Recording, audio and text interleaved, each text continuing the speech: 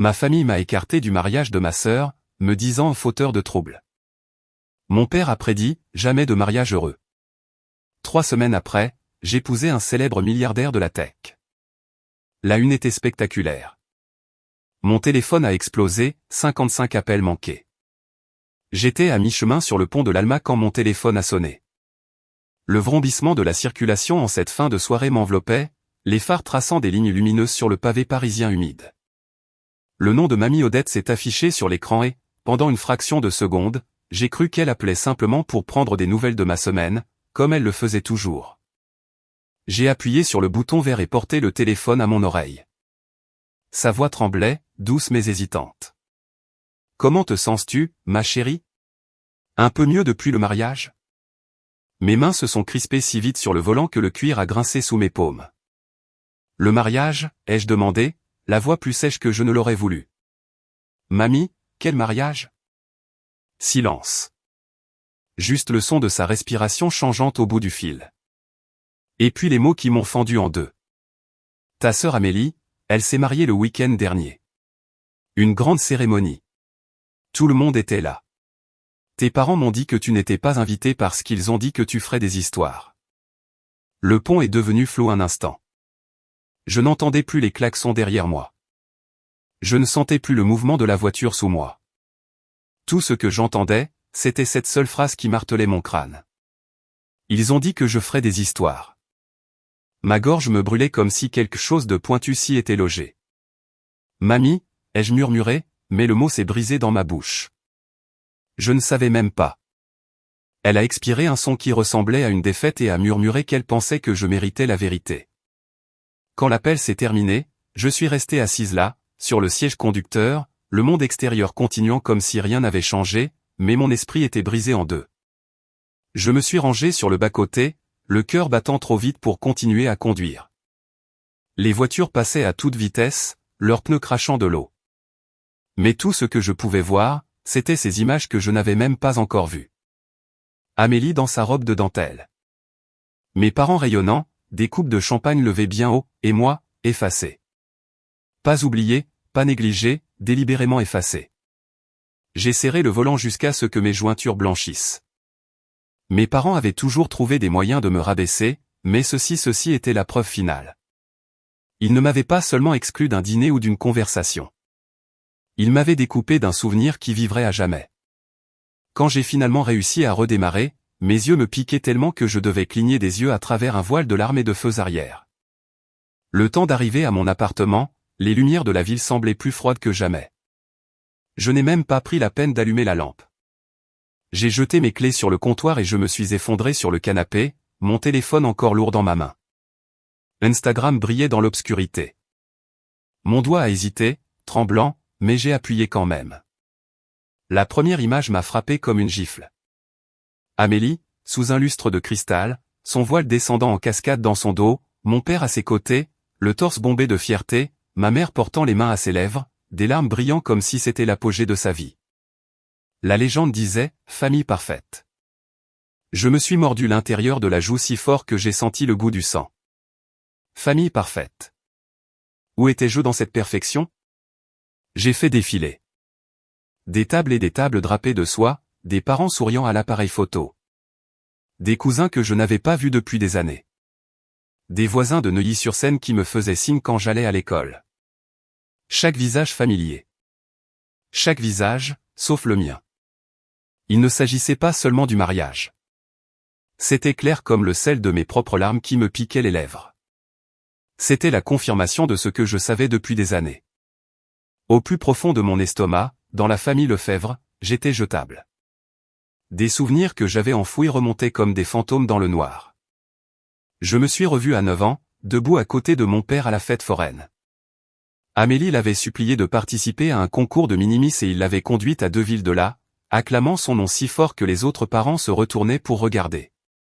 Elle avait remporté la 2e place et il l'avait hissée sur ses épaules, proclamant qu'elle était destinée à de grandes choses. Ce matin-là, je tenais un ruban du concours d'orthographe.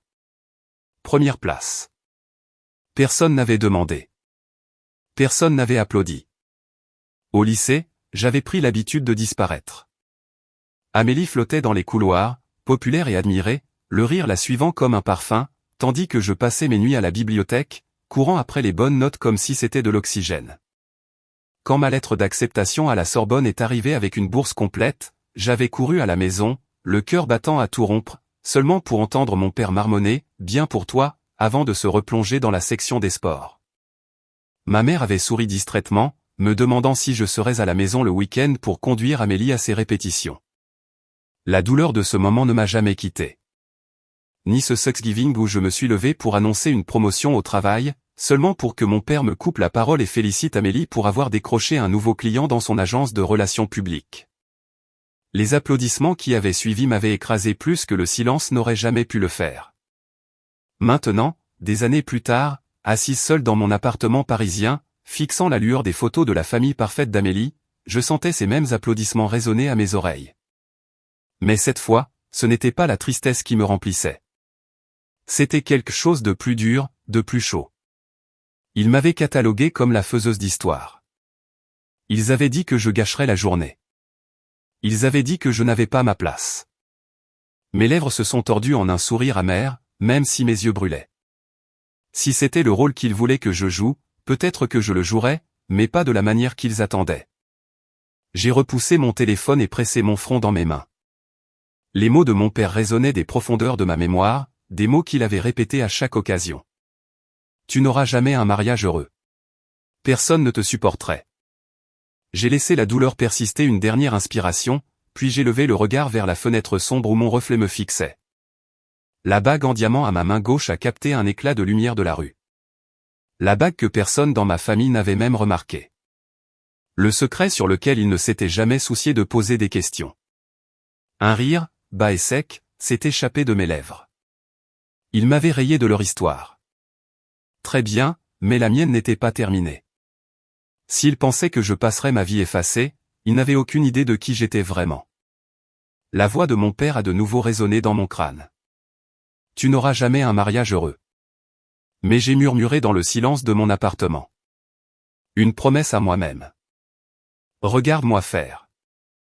La lumière matinale de Paris filtrait, pâle, à travers mes stores, donnant au mur de mon appartement un gris délavé. J'étais assise à la table de la cuisine avec une tasse de café qui refroidissait dans mes mains, mais mon estomac était trop noué pour avaler ne serait-ce qu'une gorgée. Mon téléphone était face contre le comptoir. Pourtant, je pouvais sentir son poids m'attirer, me défiant de vérifier à nouveau, de voir les photos sans fin d'un mariage auquel je n'avais jamais été invité. Je me suis dit de respirer, de passer à autre chose, mais la vérité brûlait trop fort.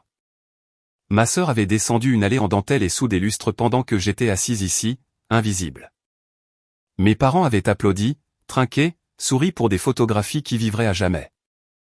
Pendant que j'étais cataloguée comme une faiseuse d'histoire, effacée de l'histoire.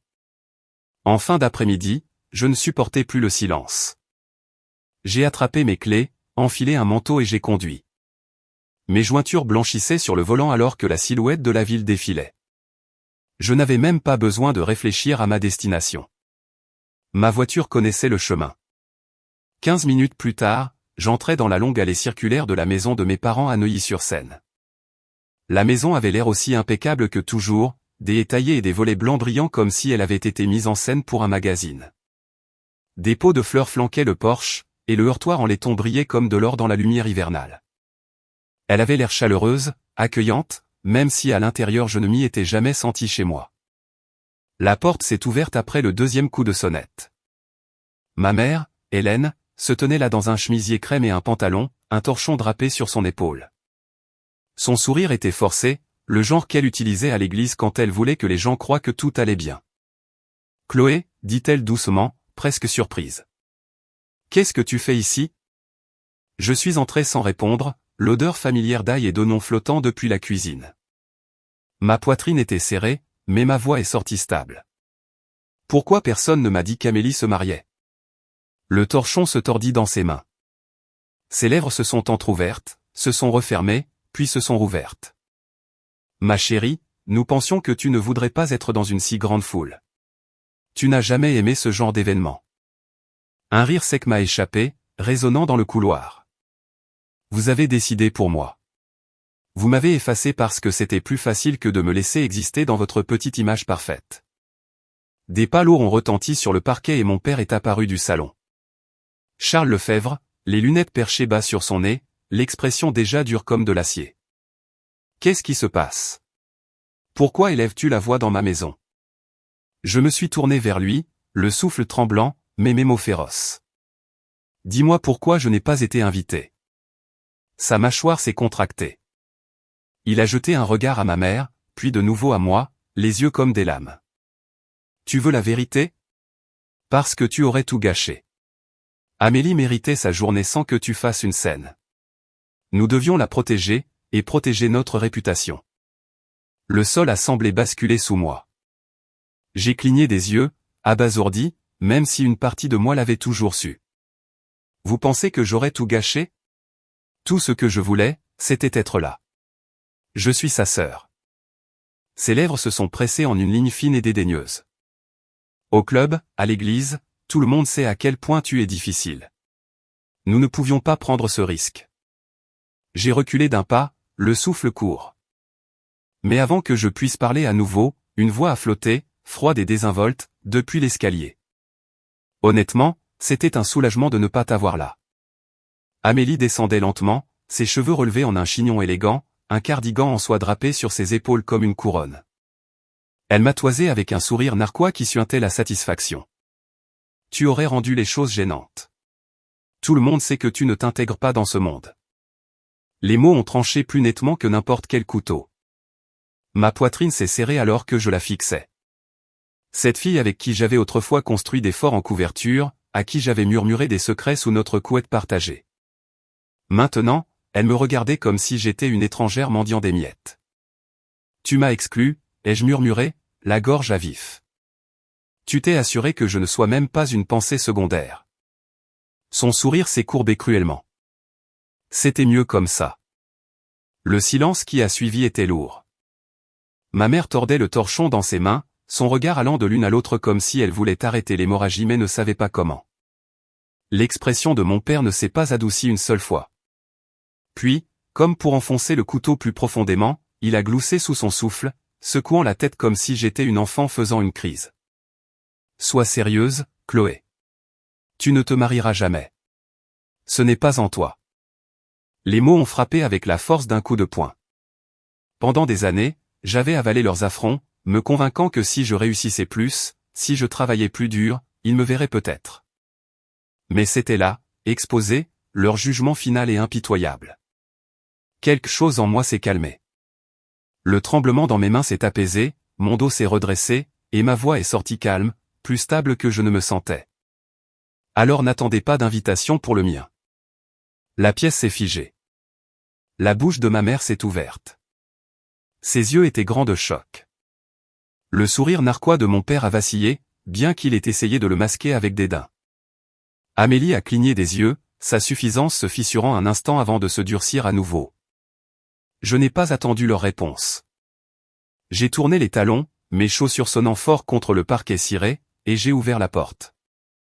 Ma mère a appelé mon nom, doucement, presque suppliante, mais je ne me suis pas arrêté. L'air du soir a frappé mon visage, frais et pur comparé au poison à l'intérieur. J'ai descendu les marches du porche, la poitrine haletante. Derrière moi, un rire léger flottait de la maison, aussi tranchant et cruel que jamais. En glissant dans ma voiture, j'ai saisi le volant et fixé les fenêtres illuminées de la maison à laquelle je n'avais jamais appartenu. La lumière du Porsche brillait comme un phare pour tout le monde sauf moi. J'ai démarré le moteur, mon reflet pâle dans le rétroviseur, mais mes yeux étaient différents maintenant, plus durs, plus clairs. Pour la première fois depuis des années, j'ai vu de la détermination me fixer en retour. Le trajet de retour vers la ville s'est estompé dans les lumières des rues, mon cœur battant au rythme des pneus sur l'asphalte. Leurs mots résonnaient encore, tu ne te marieras jamais. Tu n'as pas ta place. Tu es une faiseuse d'histoire. Mais sous la douleur, quelque chose de féroce se déployait dans ma poitrine. J'ai baissé les yeux vers la bague en diamant, scintillant faiblement à mon doigt. Le seul secret qu'il n'avait jamais pris la peine de remarquer. Un sourire, amer et triomphant, s'est dessiné sur mes lèvres. Ils verront, ai-je murmuré dans la nuit. Ils verront à quel point ils avaient tort. De retour dans mon appartement, le silence m'oppressait comme un autre jeu de murs. J'ai laissé tomber mes clés sur le comptoir et je me suis enfoncé dans le canapé, la bague à ma main gauche captant la faible lueur du lampadaire extérieur. Je l'ai tourné lentement, sentant le poids du diamant, la promesse qu'il contenait. Il n'avait même pas remarqué. Tous ces dîners, ces vacances, ces après-midi gênants, quand ma mère demandait si je voyais quelqu'un, et que j'en disais peu, la vérité était là, sur ma main, brillant à la vue de tous, et il ne s'en était jamais assez soucié pour regarder. J'ai penché ma tête en arrière contre les coussins, la poitrine douloureuse. Pendant des années, j'avais gardé Julien secret pour eux.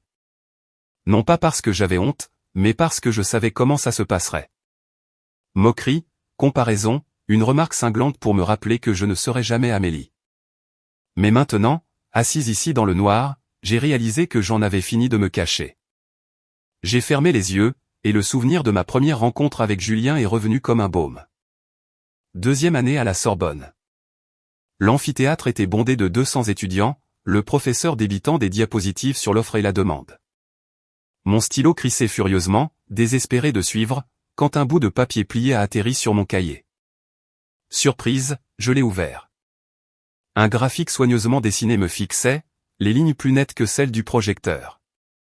En bas, une note, on dirait que vous travaillez plus dur que le professeur. Je me suis retourné et il était là, un grand gars aux cheveux châtains et aux yeux verts perçants, me souriant comme si nous avions déjà partagé une blague.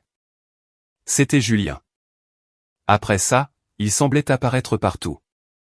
Groupe d'études à la bibliothèque, pause café tardive, session de révision marathon avant les partiels. Il n'était pas comme les autres étudiants en finance qui se pavanaient grâce au nom de leur père. Il respectait le travail acharné. Il me respectait. Quand je lui ai parlé de la bourse qui m'avait amené ici, il n'a pas balayé ça d'un revers de main. Quand mes parents ont oublié d'appeler après que j'ai remporté un prix, il s'est présenté à ma chambre d'étudiant avec un plat d'un traiteur chinois et un sourire qui ne m'a jamais fait sentir petite. Des années plus tard, quand il m'a demandé de l'épouser, ce n'était pas dans une grande démonstration. Nous étions assis dans son appartement chic du Marais, une bouteille de vin à moitié vide entre nous. Il a tendu la main par-dessus le canapé, a glissé la bague à mon doigt, et a dit, « Chloé, je me fiche de ce que le monde pense. Je sais juste que je ne veux pas passer un autre jour sans toi. » Les larmes étaient venues vite, non pas de tristesse, mais de soulagement. Pour une fois, quelqu'un me voyait, non pas comme la faiseuse d'histoire de la famille, non pas comme l'ombre d'Amélie, mais comme quelqu'un qui valait la peine d'être choisi. Le bruit d'une clé dans la serrure m'a tiré de mes souvenirs. La porte s'est ouverte et Julien est entré, desserrant sa cravate, sa veste jetée sur une épaule. Ses yeux ont immédiatement trouvé les miens. En 2 enjambées, il était à côté de moi, écartant une mèche de cheveux de mon visage. « Journée difficile » a-t-il demandé doucement. J'ai laissé échapper un rire qui s'est brisé sur les bords. C'est une façon de le dire. Il s'est assis à côté de moi, son bras s'enroulant autour de mes épaules, m'ancrant. « Raconte-moi. » Les mots ont jailli plus vite que je ne l'aurais cru possible. L'appel tremblant de mamie, les photos en ligne. Les visages froids de mes parents. La déclaration cruelle de mon père que je n'aurais jamais un mariage heureux. Chaque phrase semblait être du verre quittant ma gorge. Quand j'ai eu fini, la pièce était lourde de silence, rompue seulement par le bourdonnement du réfrigérateur. Julien n'a pas interrompu. Il a juste tenu ma main, son pouce traçant des cercles sur ma peau, me laissant me défaire sans jugement. Finalement, il a parlé, la voix stable. Ils n'ont pas le droit de te définir. Ils ne l'ont jamais eu. Les larmes brûlaient derrière mes yeux, mais je ne les ai pas combattues. Je me suis appuyé contre lui, m'imprégnant de la chaleur de quelqu'un qui ne me voyait pas comme un fardeau. Pour eux, je ne suis rien, ai-je murmuré. Sa mâchoire s'est contractée. Il a levé ma main gauche, le diamant captant la faible lumière. Alors nous n'avons pas besoin d'eux. Quand le moment viendra, quand nous nous tiendrons devant les gens qui nous aiment, nous choisirons qui mérite d'être là. J'ai fixé la bague, la promesse qu'elle portait. Pendant des mois, je m'étais accroché à des bribes d'espoir que ma famille me verrait enfin. Mais ici, Julien m'offrait quelque chose de différent, la liberté. J'ai serré sa main, une étincelle de force naissant dans ma poitrine. Il a souri de ce sourire constant qui m'avait porté à travers chaque tempête et a embrassé le sommet de ma tête. Le reste de la soirée s'est passé dans un calme qui ne semblait pas lourd. Nous avons commandé à dîner mais avons oublié de manger. Nous sommes restés assis avec la télévision murmurant en arrière-plan, son bras autour de moi, ma respiration ralentissant enfin. Le chaos de ma famille bourdonnait faiblement dans mon esprit, mais il ne semblait plus être le centre de mon monde. Plus tard, quand nous nous sommes couchés, ces mots ont rejoué dans ma tête. Nous choisirons. Pour la première fois, l'idée d'un mariage ne ressemblait pas à un rêve que je n'atteindrais jamais. C'était comme un vœu attendant d'être accompli, un jour où je me tiendrais droite et déciderais qui avait gagné le droit d'en être témoin. Et je savais sans aucun doute que certains visages ne seraient pas là. Le lendemain matin, la lumière du soleil inondait mon bureau au travail, se posant sur le bord de ma tasse de café et les coins des feuilles de calcul éparpillées devant moi. Mon équipe était regroupée autour de la table de conférence. Un client valant des millions d'euros menaçait de se retirer à moins que nous ne stabilisions son portefeuille avant la clôture du marché. Je me tenais à la tête de la table, ma voix stable alors que je leur expliquais une nouvelle stratégie, déplacer les ressources ici, couvrir l'exposition là, appeler le client directement pour les rassurer que nous étions déjà en train d'exécuter. Pendant 2 heures, j'ai commandé la salle, recalculant, dirigeant, calmant la panique. Et quand le marché a fermé, nous avions inversé la tendance. Le PDG, Michel Garnier, m'a intercepté dans le couloir alors que je quittais la salle de réunion. Grand, sévère, rarement enclin aux éloges. Il a posé une main sur mon épaule. C'était un leadership de manuel, Chloé. Vous nous avez tous évité un mal de tête. Continuez comme ça et je vois un avenir très clair pour vous ici. Ces mots ont allumé quelque chose en moi qui avait longtemps été affamé de reconnaissance offerte gratuitement. Je l'ai remercié, forçant ma voix à rester neutre. Mais à l'intérieur, une petite flamme de fierté brûlait. Pourtant, même dans cette victoire, j'ai pensé au dîner de famille à Neuilly.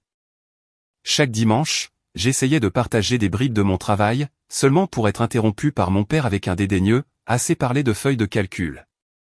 Laisse Amélie nous parler de son gala. Ma mère rayonnant, ma sœur souriant narquoisement, mes mots se réduisant au silence. Plus maintenant. Ce soir-là, en sortant du bureau dans l'air frais de Paris, j'ai pris mon téléphone. Le diamant a de nouveau scintillé, un rappel silencieux. Mes parents avaient peut-être ri. Mon père m'avait peut-être dit que je ne me marierais jamais, mais la vérité était déjà sur mon doigt. Il n'avait aucune idée de ce qui allait arriver.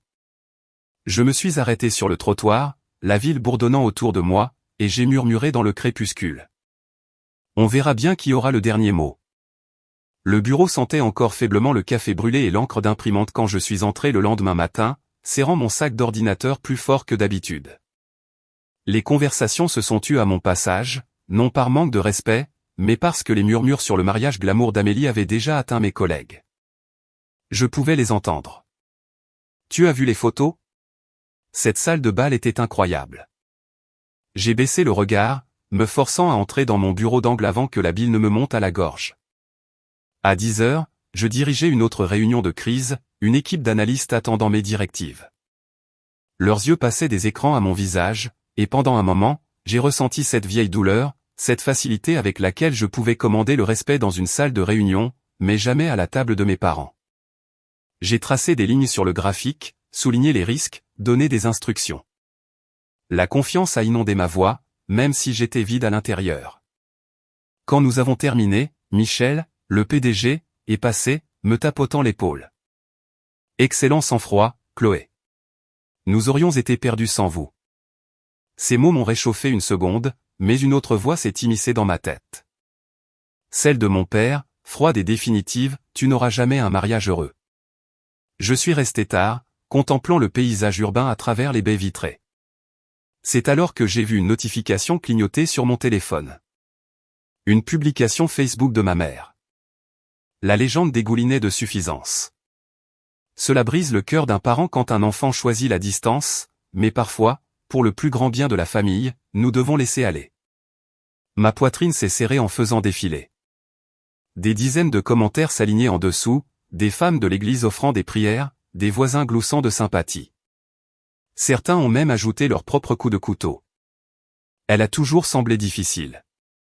Pauvre Amélie. Elle mérite la paix. Mes doigts tremblaient sur l'écran. Il ne se contentait pas de m'effacer en privé. Il me peignait comme la méchante en plein jour. Ma gorge brûlait d'humiliation, puis de rage. Ce soir-là, je me suis retrouvé dans l'appartement de Julien, la ligne d'horizon scintillant derrière lui alors qu'il versait 2 verres de vin. J'ai poussé le téléphone sur le comptoir vers lui. Il a parcouru la publication, sa mâchoire se contractant, ses yeux verts s'assombrissant. « Ils veulent faire de toi le bouc émissaire », a-t-il dit. « Mais tu n'as pas à te battre à leur manière. » Qu'est-ce que je suis censé faire? Ma voix s'est brisée. Rester silencieuse pendant qu'il me crucifie? Il a posé le verre et m'a attiré près de lui. Parfois, la meilleure vengeance n'est pas de crier plus fort. C'est de vivre si bien qu'ils s'étouffent avec leurs propres mensonges. Son calme m'a stabilisé, mais à l'intérieur, je tremblais encore. Pour une fois, cependant, je l'ai cru. 2 nuits plus tard, il m'a emmené à Cannes pour rencontrer son père. Le domaine des Rousseau ressemblait plus à un musée qu'à une maison, des arches en pierre, des pelouses tentaculaires, une fontaine à l'entrée scintillant sous le clair de lune. À l'intérieur, William Rousseau m'a serré la main fermement, les yeux aussi vifs que ceux de son fils, mais plus âgé, mesuré. Nous nous sommes assis dans un bureau tapissé de livres reliés en cuir. « Je vais être direct », dit-il en joignant les mains. « Julien me dit que votre famille est compliquée. » J'ai ri amèrement. C'est une façon de le dire. Son regard a tenu le mien, stable, sans ciller. Alors dites-moi, Chloé, les voulez-vous à votre mariage? La question m'a prise au dépourvu. Mon souffle s'est bloqué dans ma poitrine. Un instant, j'ai vu le sourire narquois de mon père, je l'ai entendu déclarer que je ne me marierai jamais. J'ai vu ma mère transformer la vérité en performance, ma sœur souriant narquoisement en posant en soi. Non, ai-je dit finalement, ma voix ferme même si mes mains tremblaient sur mes genoux. Il ne mérite pas cette place. William s'est penché en arrière, un lent sourire se formant. Bien. Parce que le moment venu, je veux que vous descendiez cette allée en sachant que vous avez choisi qui se tenait à vos côtés. Et vous aurez le soutien total de cette famille pour que cela se produise. Quelque chose s'est détendu dans ma poitrine, fragile mais réel. Un sentiment d'être ancré, choisi non par obligation, mais par respect. De retour à Paris quelques jours plus tard, j'étais assise à ma propre table de cuisine. Des enveloppes étalées devant moi. Les noms que j'aimais coulaient facilement de mon stylo. Mamie Odette, tante Marguerite, les cousines qui m'avaient glissé des mots secrets d'encouragement lors des dîners de fête. Mais quand j'ai cherché les noms de mes parents, ma main s'est figée. Le stylo a hésité, puis s'est immobilisé. Lentement, je l'ai reposé. L'espace sur l'enveloppe est resté vide. Alors que je fixais l'endroit vide où leur nom aurait pu être, mon téléphone a vibré. Un SMS de mon père. Tu peux jouer à la poupée tant que tu veux. Personne ne se souciera de ton petit mariage. Mes doigts tremblaient, mais un rire a jailli, sec et instable. J'ai refermé le téléphone, faisant glisser l'enveloppe. Mon cœur battait la chamade, mais le tremblement dans mes mains ressemblait moins à de la peur qu'à du feu. Debout près de la fenêtre, les lumières de la ville clignotant contre l'obscurité, j'ai murmuré au verre, au fantôme de sa voix dans ma tête. Tu verras. Le diamant à mon doigt a jeté un éclat dans le reflet, brillant et provocateur. La lumière du matin inondait les stores de l'appartement de Julien, se posant sur l'enveloppe ivoire étalée sur la table à manger. J'étais assise là, en robe de chambre, un stylo à la main, l'estomac noué, tandis que j'écrivais les noms des personnes qui comptaient vraiment. Mamie Odette, tante Marguerite, mes cousines Émilie et Clémence, quelques amis du travail qui m'avaient soutenu à travers chaque tempête. L'encre coulait, douce et dorée, sur le papier épais. Mais quand j'ai atteint les enveloppes destinées à mes parents et à Amélie, ma main s'est figée. Le silence était lourd. J'ai posé le stylo et laissé l'espace vide. Ce n'était pas un accident. C'était un choix. La porte s'est ouverte derrière moi. Julien, de retour avec 2 cafés du bistrot d'en bas. Il en a posé un à côté de mon coude, a embrassé le sommet de ma tête et a jeté un œil aux enveloppes. C'est tout. C'est tout, ai-je dit, la voix plus ferme que je ne l'attendais. Il a souri, sans pitié, sans questionner, juste stable. Bien. Alors nous pouvons nous concentrer sur ceux qui célébreront vraiment avec nous. À midi, nous étions dans le vignoble de Bordeaux. Julien avait insisté pour que je voie le château que son père avait offert pour notre mariage. Un domaine tentaculaire entouré de rangées de vignes, avec des murs en pierre blanche et des jardins débordant de roses. Au moment où je suis sorti de la voiture, l'air était épais de lavande et de soleil chaud. Ma poitrine s'est serrée. C'était comme entrer dans un rêve que je n'avais jamais pensé être autorisé à avoir. À l'intérieur, une organisatrice de mariage nous a guidés à travers de vastes salles bordées de lustres et d'arches. Elle parlait de plans de table et d'arrangements floraux, mais tout ce que j'entendais était l'écho de la voix de mon père. Personne ne se souciera de ton petit mariage. J'ai regardé les sols en marbre, la terrasse surplombant les vignes à perte de vue, la salle de bal brillant d'une lumière dorée, et j'ai murmuré dans ma tête, il avait tort. Tellement tort.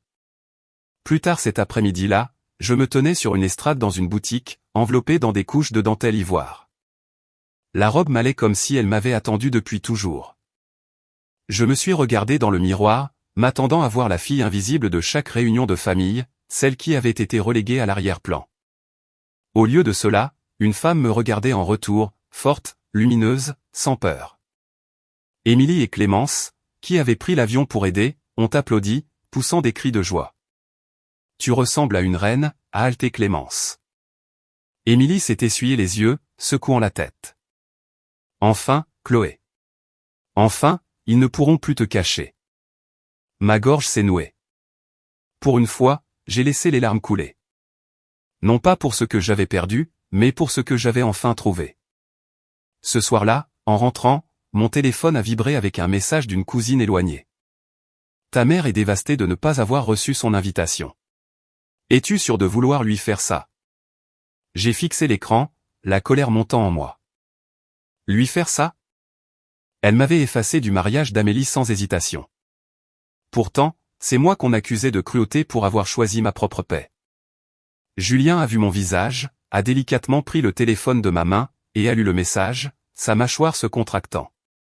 Ils présenteront les choses comme ça les arrange. Mais souviens-toi, c'est ta journée. Tu ne leur dois rien. Ces mots m'ont stabilisé, bien que la blessure palpitait encore. J'ai pensé aux années que j'avais passées à me plier en quatre, essayant de gagner leur approbation. Maintenant, ils exigeaient d'être inclus, non par amour, mais pour les apparences, et je disais enfin non. Quelques jours plus tard, les appels ont commencé. La voix de mon père, sèche et autoritaire. Cette famille doit être unie. Sais-tu ce que les gens disent? Si tu as un peu de bon sens, tu nous laisseras venir. C'est plus grand que toi. J'ai serré le téléphone plus fort contre mon oreille, ma voix stable. Ce n'est pas plus grand que moi, papa. C'est à moi. Il y a eu une pause, puis son rire, froid, dédaigneux. Tu crois vraiment que quelqu'un s'en soucie? Le mariage de ta sœur était l'événement de l'année. Le tien sera une note de bas de page, s'il est même remarqué. Ma poitrine s'est contractée, mais je ne l'ai pas laissé l'entendre. On verra bien, ai-je dit, et j'ai raccroché. Ce soir-là, comme si l'univers m'avait entendu, un appel est venu d'un journaliste du magazine Le Monde Numérique. Il voulait faire un reportage sur les innovations de Julien et, pour la première fois, présenter la fiancée derrière l'homme. Mon estomac s'est noué. Je savais ce que cela signifiait. Mon visage, mon histoire, seraient exposés. Ma famille ne pourrait plus prétendre que j'étais invisible. Quand je l'ai dit à Julien, il m'a regardé avec ce feu constant dans les yeux. Tu n'as plus à te cacher, Chloé. Laisse-les te voir. Laisse le monde voir la vérité. Je suis resté éveillé cette nuit-là, fixant le plafond, mon esprit partagé entre la peur et l'exaltation. Si je sortais de l'ombre, il n'y aurait pas de retour en arrière. Mais peut-être que c'était le but.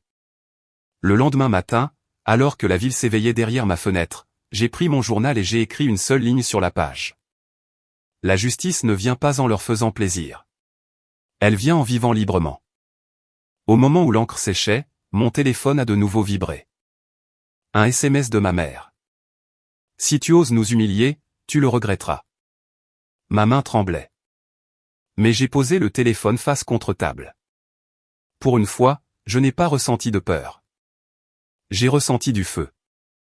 J'ai regardé la bague à mon doigt, la lumière la captant comme une étincelle, et j'ai murmuré à la pièce vide, non, cette fois, ce sera vous qui le regretterez.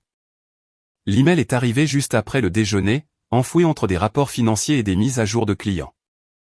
Je l'ai presque manqué jusqu'à ce que l'objet attire mon attention. Demande de reportage, Le Monde numérique. Mon pouce est accéléré en l'ouvrant. Les mots dansaient devant moi. Nous aimerions faire le portrait de Julien Rousseau et de sa fiancée pour un article de couverture exclusif.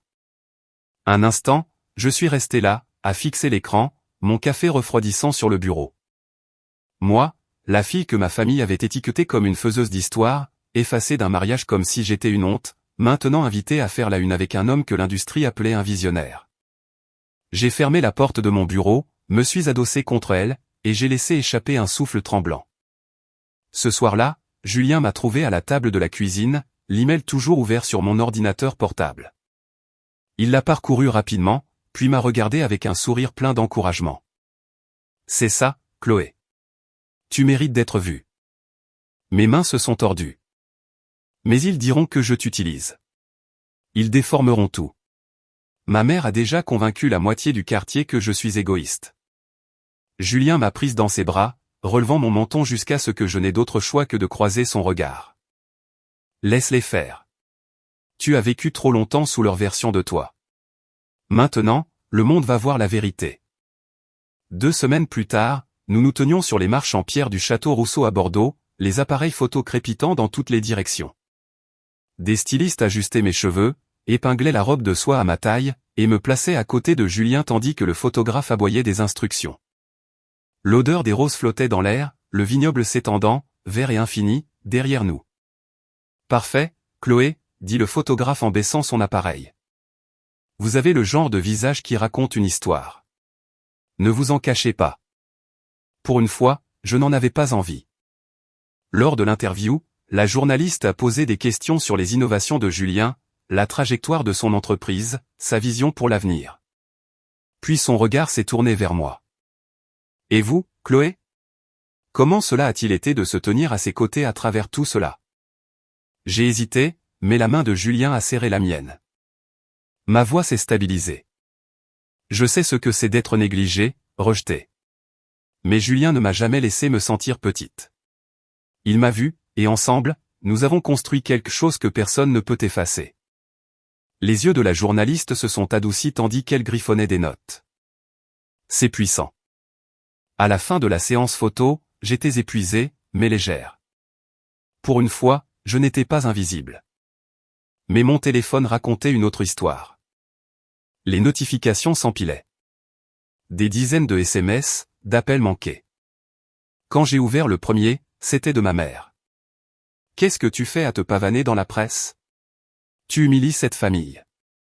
Rentre à la maison et arrête cette folie. » J'ai fait défiler. Un autre de mon père.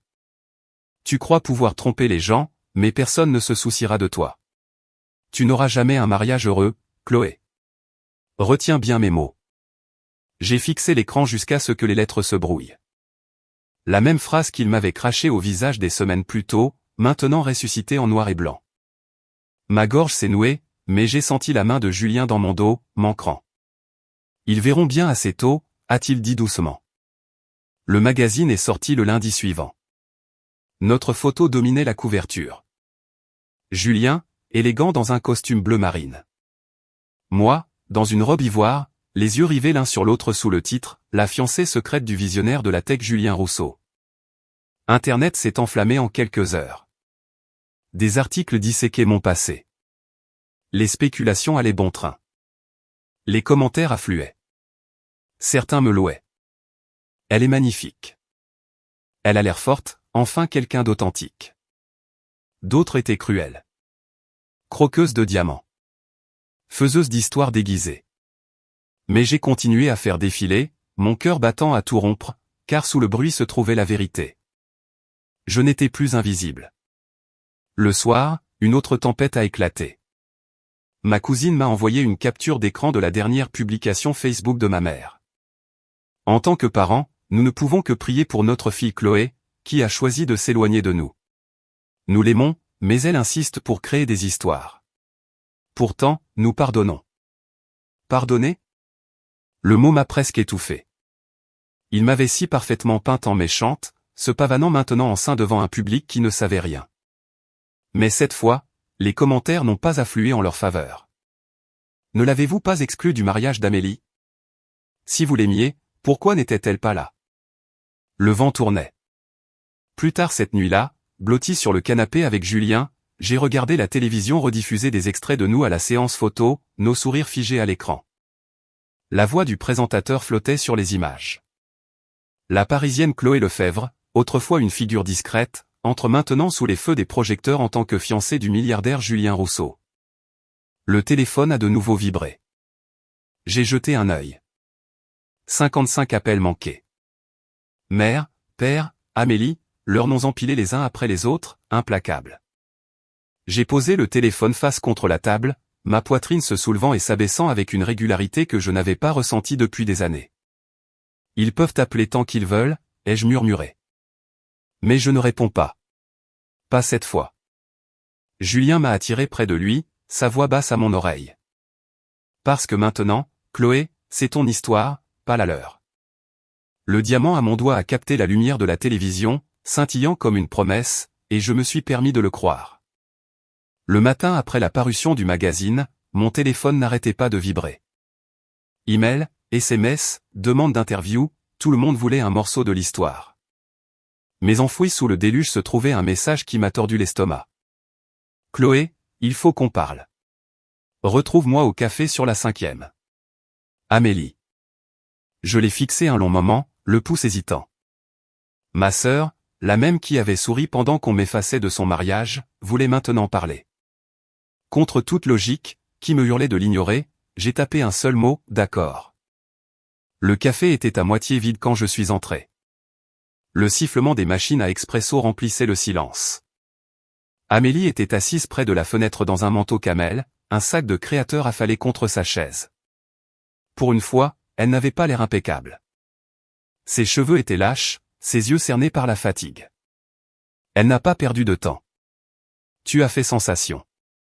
Je me suis glissé sur le siège en face d'elle, croisant les bras. C'est un mot pour le dire. Son regard s'est tourné nerveusement vers le barista avant qu'elle ne se penche. Écoute, la famille a des difficultés. Papa a été acculé au club. Les investisseurs murmurent. Et la start-up de Daniel. Elle s'est interrompue, se mordant la lèvre. Ce n'est pas bon. Ma poitrine s'est serrée. Bien sûr. C'est donc pour ça que tu m'as demandé de venir. Pas parce que tu te souvenais soudainement que tu avais une sœur. Amélie a tressailli. Chloé, ce n'est pas comme ça. Tu ne comprends pas la pression. Nous pensions. Tu pensais que m'exclure rendrait tout plus facile, ai-je lancé. Et maintenant que vous vous noyez, je suis soudainement utile. Elle a dégluti difficilement, les yeux brillants. Si tu pouvais juste parler à Julien ou à son père. Une seule introduction pourrait nous sauver. Je l'ai regardée, stupéfaite par son audace. Tu m'as effacé de ta vie, de ton mariage parfait, et maintenant tu veux que je nettoie tes dégâts. Sa voix s'est brisée. Je dirai à maman et papa de reculer. Je les forcerai à s'excuser. S'il te plaît, aide-nous. Je me suis penché en arrière, un rire amer s'échappant. Des excuses en échange d'un sauvetage financier. Ce n'est pas une famille, Amélie. C'est une transaction commerciale. Ses épaules se sont affaissées, la suffisance qui définissait autrefois son visage remplacé par le désespoir. Mais mon esprit est revenu à cette nuit chez eux. Ces mots froids. C'était mieux comme ça. Je ne l'oublierai jamais. Je me suis levé, enfilant mon manteau. Tu voulais un monde sans moi. Félicitations. Vis dedans. Ses lèvres se sont entr'ouvertes, mais aucun son n'est sorti. Je suis parti, la laissant avec son latin tact et son empire qui s'effondrait. De retour à mon appartement, les appels manqués de mes parents s'empilaient comme une tour de fantômes.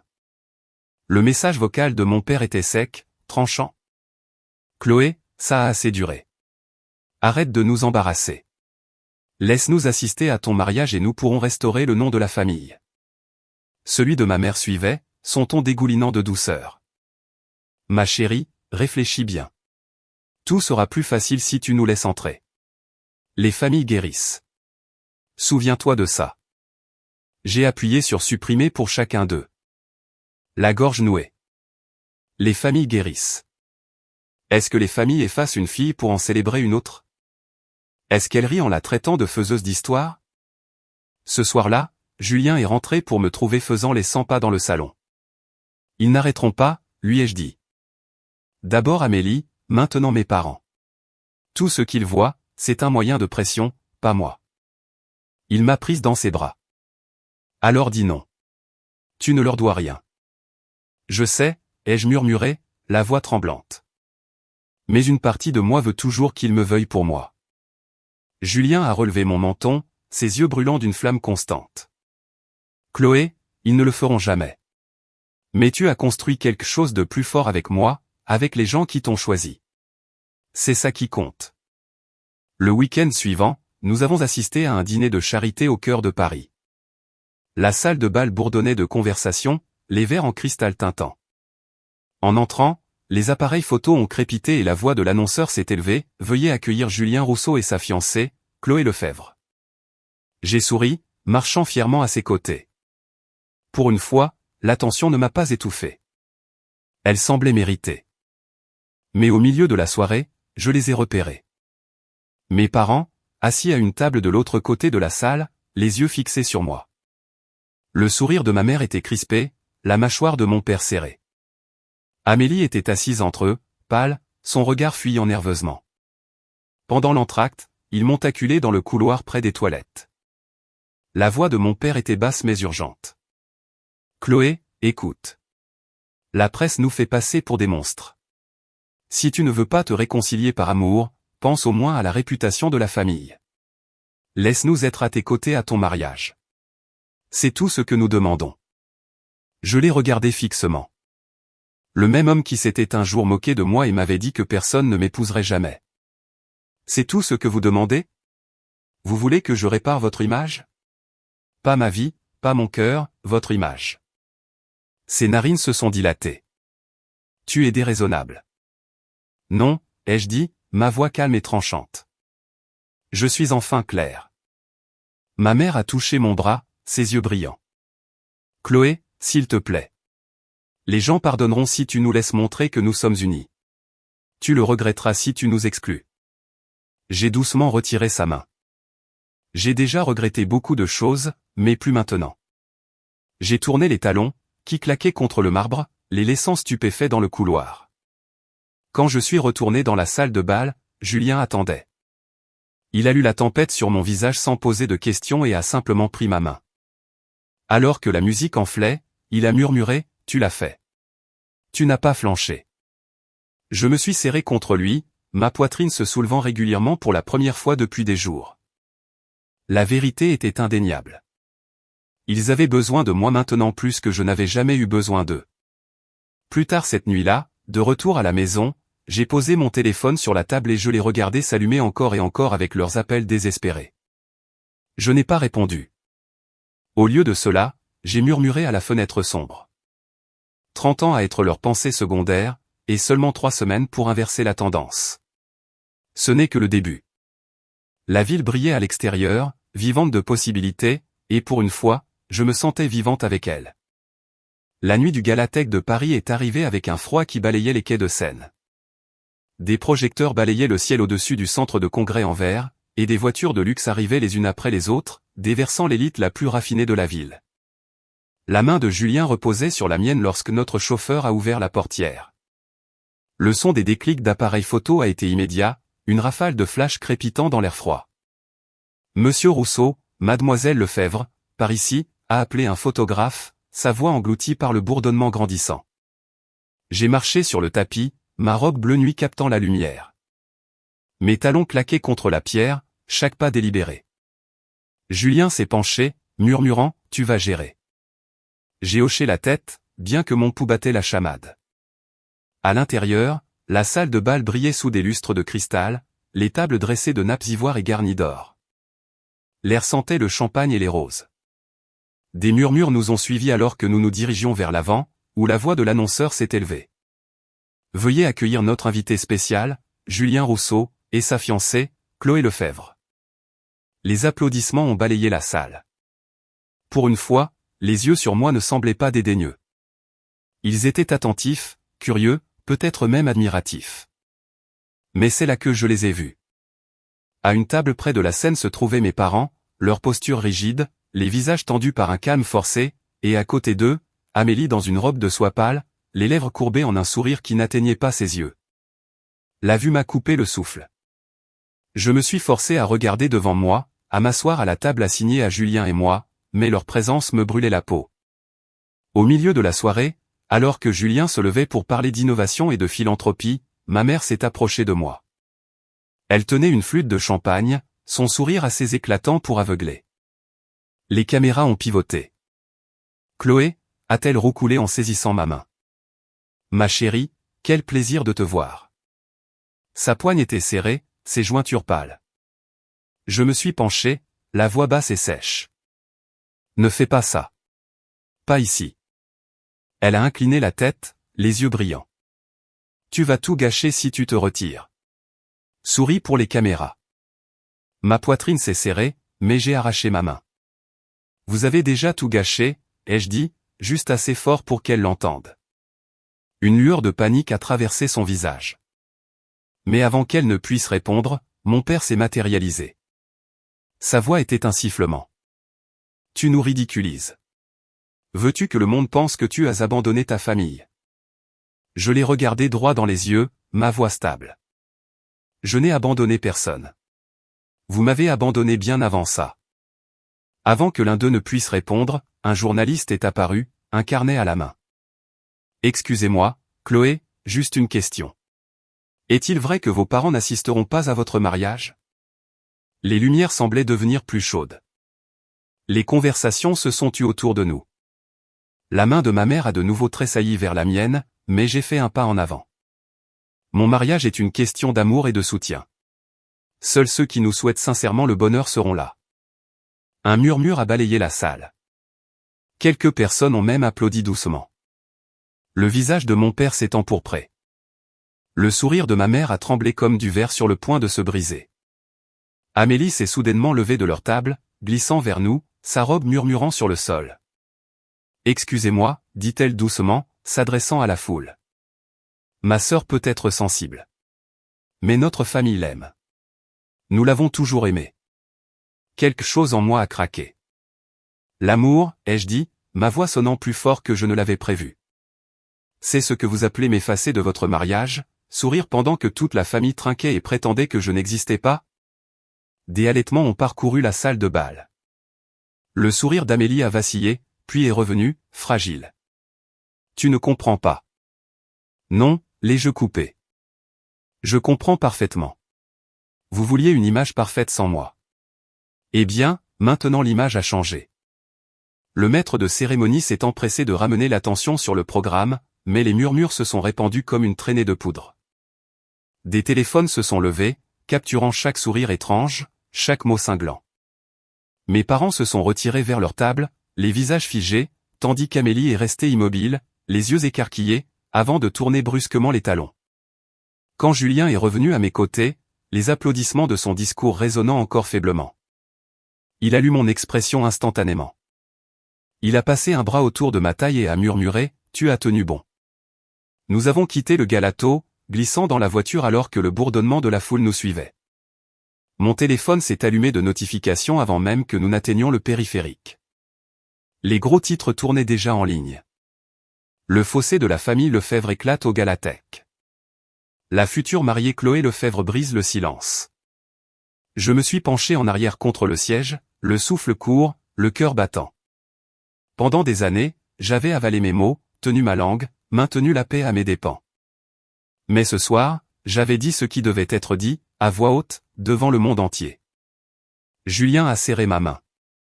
Il ne s'attendait pas à ce que tu te relèves. C'est pour ça qu'il panique. Je me suis tourné vers la fenêtre.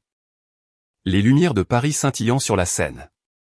Mon reflet me fixait, les yeux vifs, plus hantés. Ils ont essayé de m'effacer, ai-je murmuré, la voix stable maintenant. Mais maintenant, le monde me voit, et je ne disparaîtrai plus. Les nouvelles du gala se sont propagées plus vite que je n'aurais pu l'imaginer. Au lever du soleil le lendemain matin, les gros titres inondaient tous les flux. La mariée et faiseuse d'histoire confronte sa famille au gala de Paris. Chloé Lefebvre brise le silence sur sa rupture familiale. Ma photo, le menton levé, les yeux flamboyants, était placardée sur des sites d'information qui n'avaient jamais prononcé mon nom auparavant. Mais je n'étais pas la seule sous les feux des projecteurs. L'entreprise de mon père a été entraînée dans la tourmente. Les commentateurs remettaient en question son leadership, murmuraient sur son hypocrisie. S'il ne peut pas gérer sa propre famille, a écrit un chroniqueur, comment peut-il gérer des partenariats de plusieurs millions d'euros? À midi, un investisseur s'était retiré, citant l'instabilité de sa réputation. Au bureau, les chuchotements me suivaient, mais cette fois, ils n'étaient pas apitoyés. Une collègue s'est penchée alors que je me versais un café. Tu sais, Chloé, je pense que tu as été courageuse. Beaucoup d'entre nous ont vu cet extrait. Elle m'a fait un signe de tête qui pesait plus lourd que des applaudissements. Le respect. La chose que j'avais poursuivie toute ma vie était enfin mienne, sans qu'il ne me l'accorde. Ce soir-là, j'étais assise sur mon balcon, la silhouette de Paris brillant comme des lucioles sur l'eau, quand mon téléphone a sonné. Amélie. J'ai failli laisser tomber sur la messagerie, mais la curiosité l'a emporté. Sa voix s'est brisée dès que j'ai répondu. Chloé, s'il te plaît. Il faut qu'on se voie. C'est grave. Tout s'effondre. Contre mon meilleur jugement, j'ai accepté. Le café était sombre, rempli de l'odeur de grains brûlés et de vieux bois. Amélie était assise dans le coin, pâle sous la lumière jaune, ses mains serrées autour d'un gobelet en carton qu'elle n'avait pas touché. Quand elle a levé les yeux, ils étaient gonflés, son eyeliner maculé. « Merci d'être venu », a-t-elle murmuré. Je me suis glissé sur la chaise en face, croisant les bras. « Dis ce que tu as à dire. » Ses lèvres tremblaient. La start-up de Daniel. Elle s'effondre. Les investisseurs se retirent. Nous sommes noyés sous les dettes. Si tu pouvais parler à Julien ou à son père, une seule introduction, un seul appel. L'audace m'a fait rire. Sec, sans humour. Alors maintenant je suis utile. Après que tu m'aies exclu de ton mariage, après que tu les aies laissés me traiter de problème pendant 30 ans, maintenant tu as besoin de moi. Les larmes ont rempli ses yeux. Je ne savais pas quoi faire. Je voulais juste que les choses soient parfaites. Mais je te jure, si tu nous aides, je l'ai la déglutie. Je convaincrai maman et papa de changer, de te donner enfin ce que tu mérites. Je me suis penché en avant, ma voix basse, chaque mot acéré. Tu n'as pas le pouvoir de me donner ce que je mérite. Tu ne l'as jamais eu, et tu ne marchanderas plus jamais mon existence comme une monnaie d'échange. Son visage s'est décomposé. Un instant, j'ai cru que je pourrais ressentir de la pitié, mais tout ce que j'ai ressenti, c'était une libération. Je me suis levé, enfilant mon manteau. Tu as choisi ton monde parfait sans moi. Vis dedans. Elle a tendu la main comme pour m'arrêter, mais je suis parti, le son de ses sanglots étouffés me suivant dans la nuit. En rentrant chez moi, la tempête ne s'était pas calmée. 2 messages vocaux attendaient. La voix de mon père, sèche, autoritaire, Chloé, ce cirque a assez duré. Laisse-nous assister à ton mariage. Nous pouvons restaurer le nom de la famille. Le second, celui de ma mère, mielleux, ma chérie, réfléchis bien. Les familles peuvent guérir si tu les laisses faire. Ne gâche pas cette chance. J'ai appuyé sur supprimer pour les deux, mon pouce stable. Plus tard, pendant que Julien et moi mangions des plats à emporter sur le canapé, je lui ai tout raconté. Il a écouté en silence, ses yeux ne quittant jamais les miens. Quand j'ai eu fini, il a posé sa fourchette et a dit simplement, « Ils t'ont prise pour un levier. » Mais tu n'es pas un levier, Chloé. Tu es libre. Les mots ont coulé profondément, apaisant une partie de moi encore à vif. 2 nuits plus tard, la tempête est venue à ma porte. Un coup sec et insistant a fait trembler la porte. Je l'ai ouverte pour trouver mes parents debout là, leurs manteaux serrés contre le froid, les visages tirés. Le ton de mon père était mesuré, mais ses yeux brûlaient. « Chloé, ça suffit. Il faut qu'on parle. » J'ai croisé les bras. « Parlez. » Il a jeté un regard à ma mère avant de continuer. « La presse nous détruit. Si tu nous permets d'être présents à ton mariage, publiquement, visiblement, nous pouvons tous sortir de ça avec dignité. » J'ai failli rire. La dignité. C'est ce qu'il voulait sauver. pas moi. Pas les 30 ans de silence et de mépris. Sa dignité. Vous ne demandez pas à faire partie de mon mariage, ai-je dit, la voix calme. Vous me demandez de réparer votre réputation. Ma mère s'est avancée, les yeux brillants, la voix tremblante dans son style bien répété. Chloé, s'il te plaît, nous t'aimons. Les gens pardonneront, mais seulement si tu nous laisses être à tes côtés. Ne laisse pas l'orgueil ruiner ceux qui restent. J'ai secoué la tête. L'amour n'efface pas quelqu'un. L'amour ne le catalogue pas comme un fauteur de troubles. L'amour ne le vend pas pour les apparences. La voix de mon père s'est durcie. Tu fais une erreur. Je me suis redressé, les épaules carrées. Non. Pour la première fois, je n'en fais pas. Leurs visages se sont figés, fragiles et pâles.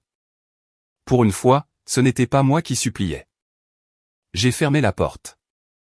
À l'intérieur, l'appartement était silencieux, à l'exception du battement de mon cœur. J'ai pressé mes paumes contre le bois, respirant profondément. Des années à me plier, à me briser pour correspondre à leur version de moi, se sont terminées à ce moment-là. Quand je me suis retourné, Julien était là, stable comme toujours. Il m'a prise dans ses bras. « Tu l'as fait » a-t-il murmuré. « Tu as enfin tracé la ligne. » J'ai enfoui mon visage dans son épaule, les larmes coulant. Mais ce n'étaient pas les vieilles larmes de désespoir. C'étaient les larmes de quelqu'un enfin libre. Plus tard, seul près de la fenêtre, j'ai regardé les lumières de la ville scintiller contre le ciel sombre. Mon téléphone a de nouveau vibré avec leur nom, mais je n'ai pas bougé. J'ai seulement murmuré à mon reflet. Ils ont dit un jour que je n'aurais jamais un mariage heureux. Bientôt, le monde entier verra à quel point ils avaient tort. Le soleil descendait bas sur le vignoble de Bordeaux, peignant les vignes d'une brume dorée. Alors que les invités commençaient à arriver au château Rousseau, des rangées de voitures noires serpentaient sur la colline, les phares clignotant comme des lucioles, déversant des hommes en smoking et des femmes en robe qui scintillaient sous les derniers rayons du jour. L'air sentait la rose et le champagne, portés par une douce brise. Derrière les portes en chêne sculptées du manoir, j'ai pressé mes mains contre la soie de ma robe pour les calmer. Le corsage en dentelle m'enserrait comme une armure, la longue traîne ivoire glissant sur le sol en marbre poli. Dans le miroir, une femme me regardait en retour, qui ressemblait à peine à l'ombre à qui on avait dit qu'elle ne se marierait jamais, qu'elle n'appartiendrait jamais. Prête, a demandé Julien, entrant dans la pièce, son costume bleu marine tranchant sur la lumière des bougies. Ses yeux se sont adoucis en me voyant. J'ai hoché la tête, bien que ma gorge soit nouée. Plus que prête. Quand les portes se sont ouvertes, un silence est tombé sur la foule. Les appareils photo ont crépité instantanément, la lueur des lustres se déversant sur la terrasse. Mamie Odette était assise au premier rang, les mains jointes sur sa poitrine, des larmes coulant déjà sur ses joues. Tante Marguerite s'est penchée pour lui tapoter l'épaule, souriant fièrement. Émilie et Clémence ont fait un signe discret depuis derrière leur téléphone, leur joie incontrôlable. J'ai avancé, chaque pas stable, mon cœur battant au rythme de la musique. Pour une fois, chaque regard sur moi ne jugeait ni ne rejetait. Ils honoraient. À l'hôtel, Julien a pris mes mains, son sourire manquant comme il l'avait toujours fait. Sa voix était ferme et inébranlable. Je te choisis, Chloé. Pas pour les apparences, pas par convenance, mais parce que tu es mon foyer. Les larmes ont brouillé ma vision, mais ma voix est sortie forte. On m'a dit que je n'aurais jamais un mariage heureux, que personne ne voudrait de moi. Mais en me tenant ici avec toi, je sais que c'était un mensonge. Tu es ma preuve. Les mots de l'officiant se sont estompés dans le flot d'applaudissements qui a éclaté lorsque nous avons été déclarés mari et femme. Julien m'a embrassé, longuement et sûrement, et le son des applaudissements a rugi dans la salle. Des feux d'artifice ont crépité à l'extérieur, illuminant le ciel du vignoble en éclats d'argent et d'or. Mais au-delà des grilles, invisibles pour la plupart, je savais qu'ils étaient là. Mes parents et Amélie étaient arrivés, vêtus de leurs plus beaux atours, exigeant d'entrer. La sécurité les a repoussés et ils sont restés debout dans le crépuscule, forcés de regarder de loin notre cérémonie diffusée en direct sur des écrans à l'intérieur. La voix de ma mère, aiguë de désespoir, portait faiblement à travers l'allée de gravier. Ça aurait dû être nous. La mâchoire de mon père s'est contractée, le visage rouge. Elle nous humilie exprès. Mais il n'y avait rien à faire. Pour la première fois de ma vie, le pouvoir était le mien. À l'intérieur, la célébration a pris de l'ampleur. La salle de bal brillait sous les lustres, de longues tables bordées de nappes ivoires, de guirlandes de verdure et de verres pétillants de champagne. La musique s'est élevée alors que la première danse commençait. Julien m'a conduite au centre, la foule formant un cercle autour de nous.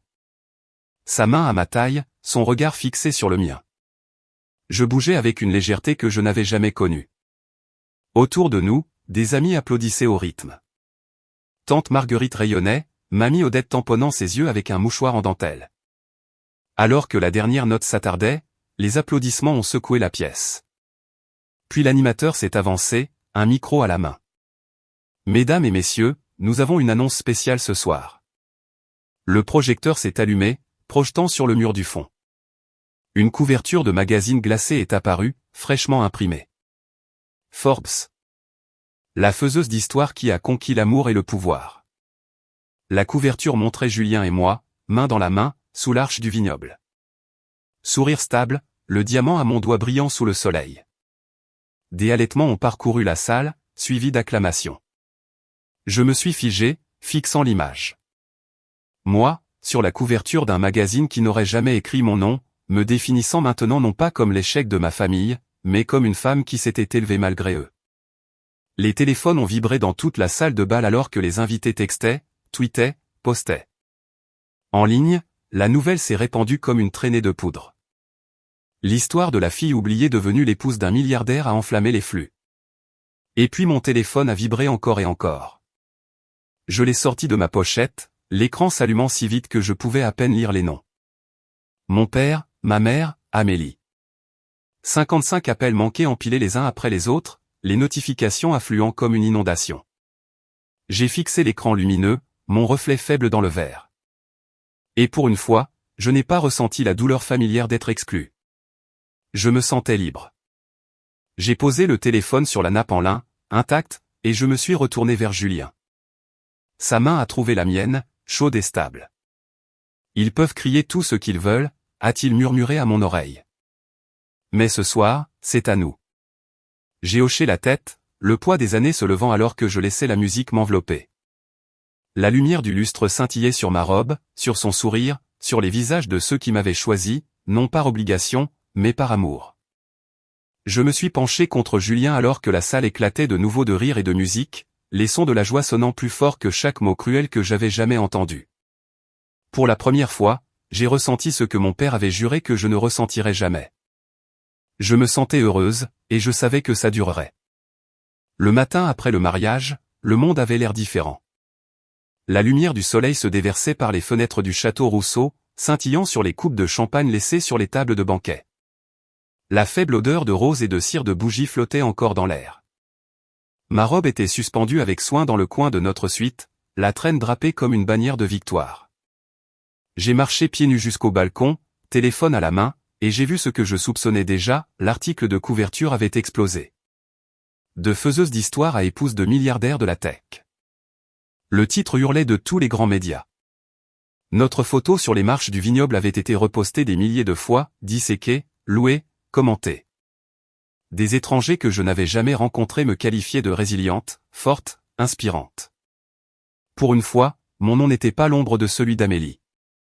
C'était le mien, seul. Mais les éloges n'étaient pas unanimes. En faisant défiler, j'ai trouvé les autres voix, celles que je ne connaissais que trop bien. Le SMS sec de mon père. Tu as humilié cette famille. Réponds au téléphone. Les messages désespérés de ma mère. Comment oses-tu nous exclure? Tu nous as embarrassés devant toute la communauté. Le message vocal d'Amélie, larmoyant mais toujours aussi sec. Tu n'étais pas obligé de nous faire ça. J'ai posé le téléphone sur la balustrade du balcon, le vignoble s'étendant, infini et serein, devant moi. Ils ne comprenaient toujours pas. Rien de tout cela ne les concernait. Plus tard dans la journée, les retombées sont devenues plus claires. L'entreprise de Charles Lefebvre était en tendance pour toutes les mauvaises raisons. Les journalistes tournaient comme des vautours, se demandant si le scandale familial se reflétait sur son leadership. Un membre du conseil d'administration avait démissionné. Un client de longue date s'était retiré d'un contrat. Pour un homme qui se souciait plus de sa réputation que de sa fille, c'était la blessure la plus vive. Hélène ne s'en sortait pas mieux. Son image soigneusement cultivée d'épouse gracieuse et de pilier de l'Église s'est fissurée sous l'examen. Des captures d'écran de ses publications Facebook, celles me qualifiant d'égoïste et de dramatique, ont commencé à circuler à côté de photos de moi sur la couverture du magazine. Les commentaires en dessous étaient sans pitié. Quelle mère! Elle a effacé sa propre fille. Maintenant elle veut de la sympathie. Et Amélie, son nouveau mariage brillant avait déjà perdu de son éclat. La start-up de Daniel s'est effondrée sous le poids de dettes impayées, les investisseurs pointant l'instabilité familiale comme une raison de plus de se retirer. Leur manoir, acheté sur des promesses de succès, était maintenant en vente. J'ai observé tout cela se dérouler, non avec joie, mais avec un calme étrange et lourd. Le karma avait fait ce que je n'aurais jamais pu faire. Le soir, mon téléphone a de nouveau sonné. Cette fois, c'était un appel vidéo. Contre toute logique, j'ai répondu. Leurs visages sont apparus, tous les trois ensemble. Les yeux de ma mère étaient rouges, la mâchoire de mon père serrée. Amélie, pâle et tirée. Un instant fugace, j'ai vu le portrait de famille que nous aurions pu être si les choses avaient été différentes. Mais alors mon père a parlé. Chloé, dit-il sèchement, ça suffit. Cette querelle nous détruit. Si tu nous réintègres, si tu nous laisses apparaître à tes côtés, nous pourrons sauver ce qui reste. J'ai ri doucement, secouant la tête. Voilà. Pas un mot d'amour, juste la réputation, juste sauver les apparences. Ma mère s'est penchée en avant, sa voix tremblante. Nous t'aimons, ma chérie. Les gens peuvent pardonner, mais seulement si tu nous laisses être à tes côtés. Ne laisse pas l'orgueil ruiner ce qui reste de cette famille. J'ai senti Julien se placer derrière moi, sa main reposant sur mon épaule, silencieux mais stable. J'ai regardé dans la caméra, croisant leurs regards un par un. Vous n'avez pas seulement manqué un mariage. Vous avez manqué des années d'occasion, chaque concours d'orthographe, chaque bourse, chaque promotion. Vous m'avez insulté, exclu, catalogué comme un problème. Et maintenant que vous avez perdu le contrôle, vous vous attendez à ce que je vous le rende. Non. J'en ai fini. Les lèvres d'Amélie tremblaient. Chloé, s'il te plaît. Non, ai-je dit fermement. Tu as choisi ton camp quand tu étais dans cette salle de bal sans moi. Maintenant, je choisis le mien. J'ai mis fin à l'appel. Leurs visages ont disparu, remplacés par le reflet silencieux du mien. Un long moment, je suis restée assise là, le souffle court, le cœur battant. Puis Julien m'a prise dans ses bras. Tu l'as fait, a-t-il murmuré. Tu t'es enfin libérée. J'ai enfoui mon visage contre sa poitrine, les larmes coulant. Mais ce n'étaient pas les vieilles larmes d'invisibilité. C'étaient de nouvelles larmes de libération. Plus tard cette nuit-là, j'ai appelé Mamie Odette. Elle a décroché à la première sonnerie, sa voix chaude même à travers les grésillements. Oh, ma chérie, j'ai vu les photos. Tu étais radieuse. J'ai dégluti, la gorge nouée. Mamie, ils ont appelé. Ils voulaient que je les laisse revenir. Elle a soupiré. Le genre de soupir qui portait des décennies de sagesse. La famille, c'est ceux qui sont là, Chloé. Pas ceux qui exigent une place quand ça les arrange. Tu as trouvé la tienne maintenant. Ne l'oublie pas. J'ai fermé les yeux, laissant ces mots m'imprégner. Elle avait raison. Ma famille n'était pas celle qui avait essayé de m'effacer. C'était celle qui se tenait à mes côtés sans condition. Julien, mamie, tante Marguerite, mes cousines, mes amis. Quand j'ai raccroché, je suis retourné sur le balcon. Le ciel nocturne s'étendait, large, les étoiles scintillant comme des promesses au-dessus. En bas, les vignes bruissaient doucement, stables et enracinées, tout comme je me sentais enfin. Mon père a dit un jour que je n'aurais jamais un mariage heureux. Ce soir, en glissant ma main dans celle de Julien et en sentant la bague briller sous la lumière des étoiles, je savais qu'il avait eu tort depuis le début. J'avais non seulement un mariage, mais une vie de mon propre choix, et c'était quelque chose qu'il ne pourrait jamais me reprendre. 3 semaines après le mariage, le château Rousseau était de nouveau calme, ses jardins ne bourdonnant plus de photographes ou d'invités, mais vivant du son plus doux des chants d'oiseaux et du bruissement des feuilles.